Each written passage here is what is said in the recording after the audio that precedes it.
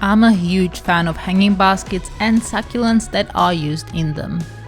Some of my favorites are variegated chain of hearts, all the different Ripsalis cultivars and trailing cacti such as the monkey tail. But hanging baskets can be a bit of a challenge and the plants in them often struggle and die. In this video, we'll have a look at the main reasons hanging baskets tend to be hard to keep alive.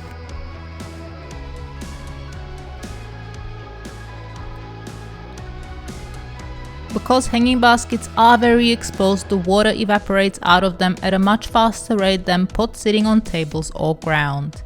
This may seem like a good thing given some succulents are prone to rot and other fungal diseases. But succulents can also die from lack of water, especially the small leaf sedum or crassula types. And with rapid evaporation and lack of water comes hydrophobic potting mix. The potting mix can become so dry it will repel water and stay bone dry even after wetting it for a good while.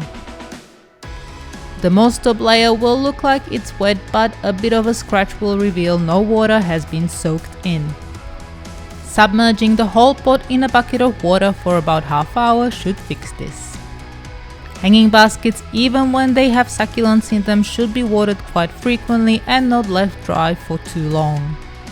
The frequency of watering will depend on your climate, weather, type of succulent, etc. Watering when the potting mix has dried out from previous watering is a good rule to follow with succulents. If you think you left the pot dry for too long, dunking it in a bucket of water will sufficiently rehydrate your plants.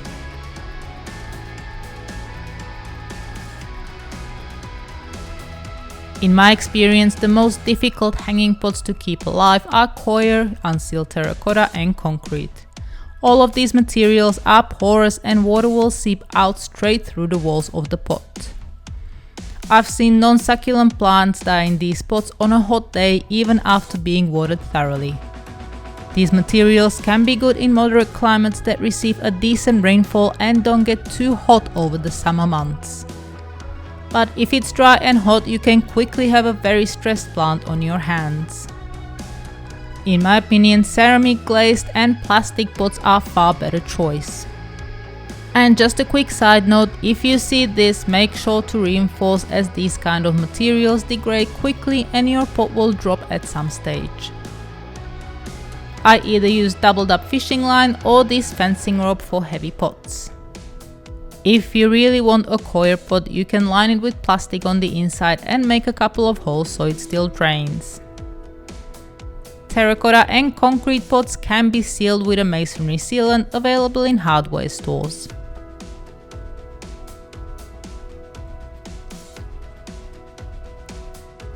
Having the right type of plant for where you want to hang the basket is pretty important. For instance, lots of plants that hang down or trail prefer a bright but shaded spot over sun. These Ripsalis are a good example.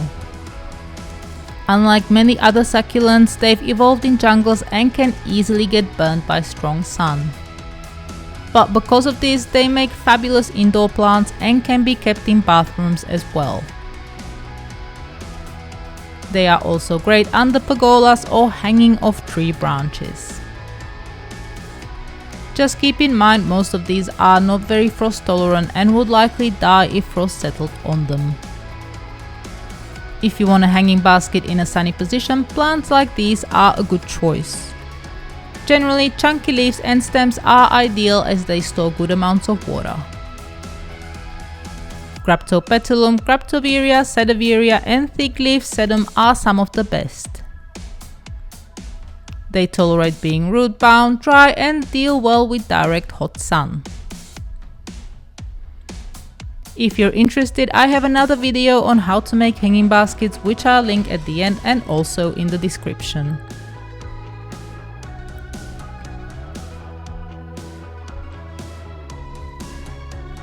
Because hanging baskets are more exposed to the elements and plants are likely to get very stressed in them, the size of the pot can matter.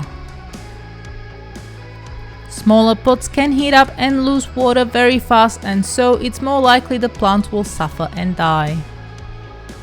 Bigger hanging pots will keep cooler for longer when hot and can hold more water.